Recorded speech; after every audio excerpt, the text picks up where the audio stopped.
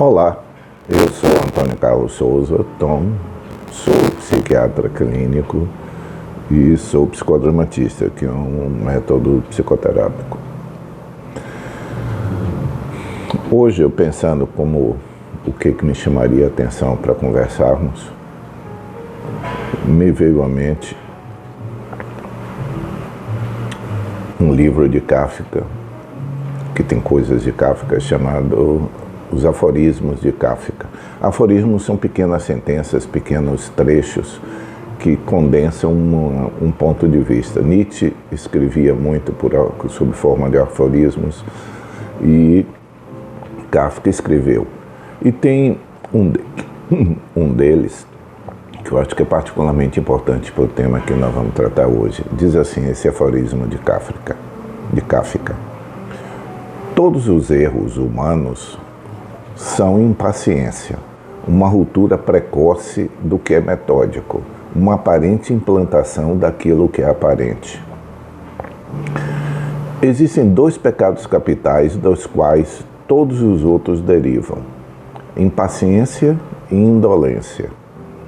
Por causa da impaciência, os homens foram expulsos do paraíso. Por causa da indolência, eles não voltam. Mas talvez só exista um pecado capital, a impaciência. Por causa da impaciência, eles foram expulsos. Por causa dela, eles não voltam.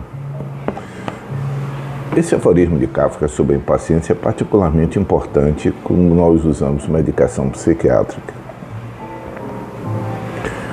Muitas das vezes as pessoas estão habituadas a verem respostas e quererem respostas imediatas ou rápidas para as soluções clínicas. Muitas das vezes é assim. Mas tem duas situações que são particularmente significativas: os transtornos de ansiedade e os transtornos depressivos. Os transtornos de humor em geral, mas particularmente os transtornos depressivos. E aí é que o aforismo de Kafka vem, porque eu quero dizer isso.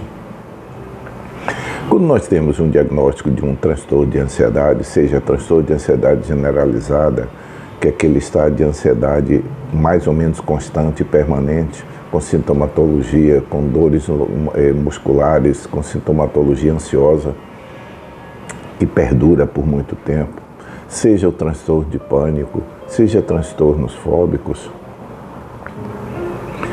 sejam transtornos depressivos, um episódio depressivo. As medicações que se usam para essas condições, as medicações, todas elas, quase sem exceção nenhuma, elas só começam a funcionar cerca de 4 a 6 semanas depois de se chegar na dose terapêutica indicada. Então, por exemplo, uma pessoa com um transtorno de ansiedade generalizada que lhe é prescrita uma determinada medicação, que são as mais comuns para esse tratamento, que não são os tranquilizantes. São ansiolíticos, mas não são tranquilizantes, ou seja, não é clonazepam, não é alprazolam, etc. Todas essas outras medicações, escitalopram, sertralina, paroxetina, todas essas medicações, elas levam de 4 a 6 semanas na dose terapêutica.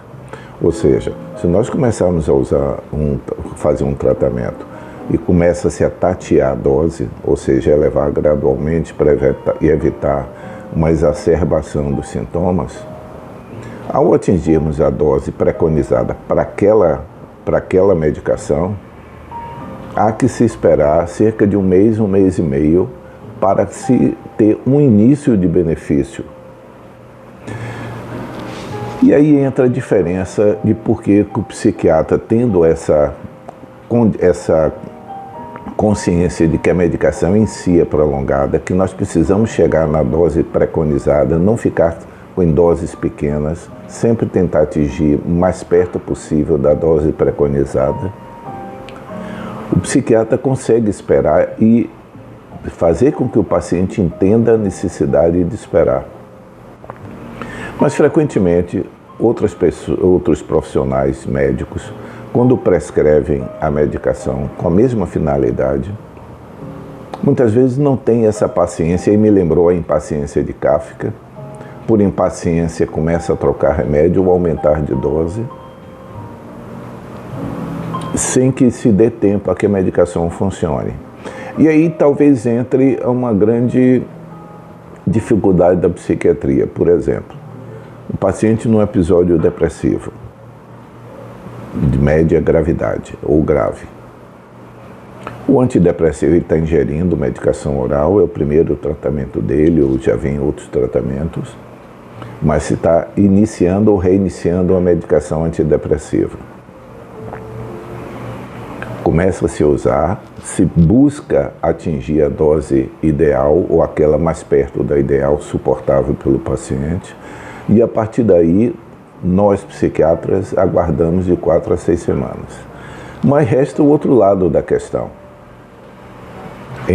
Como diria Garrincha, na Copa de 58, o Brasil foi jogar a Copa de 58 com a primeira partida contra a Rússia, a União Soviética, e era a primeira vez que a União Soviética estaria participando da Copa, e aí o técnico de então, Vicente Feola, estava explicando tudo que Garrincha deveria fazer com o lateral esquerdo da União Soviética para cruzar, para Vavá fazer o gol. Pois que ele termina, Garrincha pergunta: mas professor, você já combinou com os russos? Ou seja, Feola estava dizendo o que Garrincha faria, mas Garrincha pergunta: e os russos sabem que eles vão precisar reagir desse jeito? Claro que nós estamos estendendo, mas a pergunta que nós temos que enfrentar sempre é: nós já combinamos com os russos nesse sentido? Nós já conseguimos fazer o paciente e familiar compreenderem que, por mais urgência que eles tenham, porque quem está sofrendo, Mário Quintana dizia: por mais que eu compreenda a situação da China, meus calos doem mais. Ou seja, o que se passa conosco sempre tem um peso maior. Então, o paciente que tem um quadro de ansiedade, ele quer se ver livre daquilo. O paciente deprimido, ele está sofrendo. O familiar desses dois pacientes estão sofrendo por contiguidade, por vê-lo sofrer e não saber o que fazer. Então, esses são, entre aspas, os nossos russos da história. Nós precisamos ter essa noção de que nós combinamos a armação da jogada, mas precisamos combinar com os russos. Ou seja, passar a informação e dar segurança às pessoas de que o caminho é aquele. E aí, voltando para Kafka, a antítese do impaciente não é o teimoso, porque ambos ficam presos na mesma armadilha. Então, o teimoso, aquele que insiste em se manter quando algo não está funcionando, ou o impaciente que não dá tempo suficiente para que as coisas funcionem, ambos pecam pela mesma coisa, não são flexíveis. O psiquiatra não pode ser teimoso, óbvio, nenhum médico pode ser teimoso, ou diante da evidência ele precisa. A medicação está sendo usada com efeitos colaterais, efeitos adversos significativos. Não adianta eu ficar dizendo essa é a medicação ideal, porque o paciente está pagando o preço, que é o efeito adverso significativo. Mas, ao mesmo tempo, nós não podemos, a todo momento, trocar de medicação por conta da impaciência do paciente. A impaciência do paciente é compreensível, claro, ele está sofrendo. A situação da China pode ser pior, mas a dos pés dele, os calos doem mais. Mas o profissional não pode comprar pilha nesse aspecto. Mas, ao mesmo tempo, precisa combinar com os russos. Eu preciso explicar ao meu paciente como a medicação funciona. Esse suporte dado pelo psiquiatra, que faz com que o paciente tenha a condição de aguardar o efeito positivo do remédio, ainda que enfrentando alguns efeitos adversos iniciais, ou seja, dizendo de uma forma algo cômica, não só nos primeiros semanas ele pode não melhorar, como ele pode até aparecer efeitos novos, que são os efeitos adversos. A capacidade de conversar com os russos, entre aspas, de combinar com os russos, de dar suporte à angústia da família, em ver um membro da sua família sofrendo, de lidar com o paciente, que é quem, no frigir dos ovos, aquele que paga o preço maior. Essa capacidade do psiquiatra põe à prova, muitas vezes, apenas a capacidade técnica de diagnóstico e prescrição de medicação.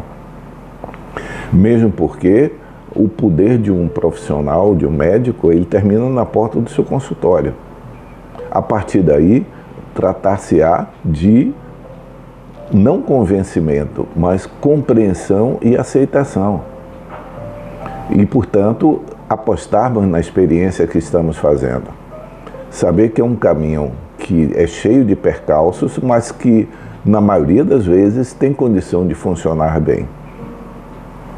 Então, essa conversa nossa aqui sobre impaciência e teimosia, que ambas estão do mesmo lado, que é não reconhecer a evidência, né? O teimoso não reconhece quando algo não está funcionando e insiste no ponto de vista dele, e o impaciente, por não ter segurança do que está fazendo, troca incessantemente doses ou medicações, sem dar tempo suficiente que se consolide o efeito terapêutico.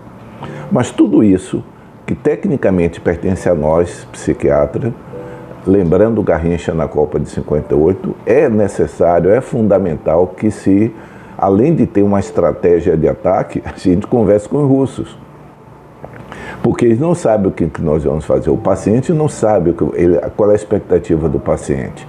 É que ao ele ir ao médico ou familiar, a expectativa de quem busca um médico é resolver o problema. Se o médico não tem essa capacidade de dar a ele esse suporte de aguardar, o suporte que eu digo não é um suporte meramente consolador, é informação, explicar por que as coisas acontecem assim, explicar que não é teimosia do médico manter um remédio com 3 semanas que ainda não está funcionando para o médico. Ainda não está funcionando, não é esperado. Mas o paciente já esperou demais para ele. Os tempos correm de forma diferente.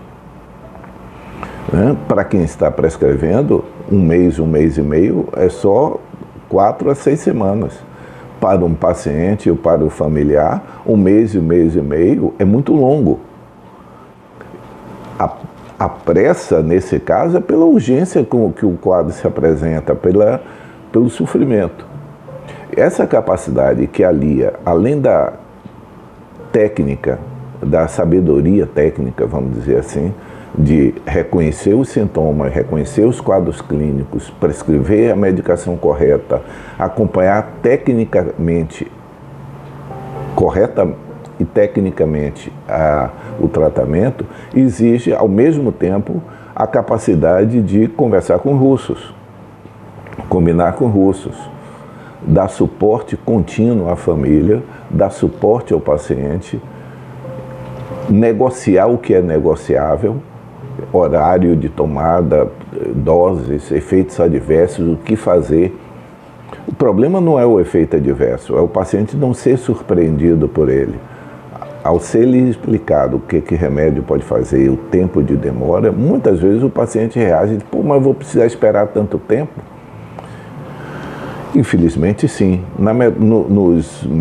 Na terapêutica que nós usamos hoje, isso é necessário.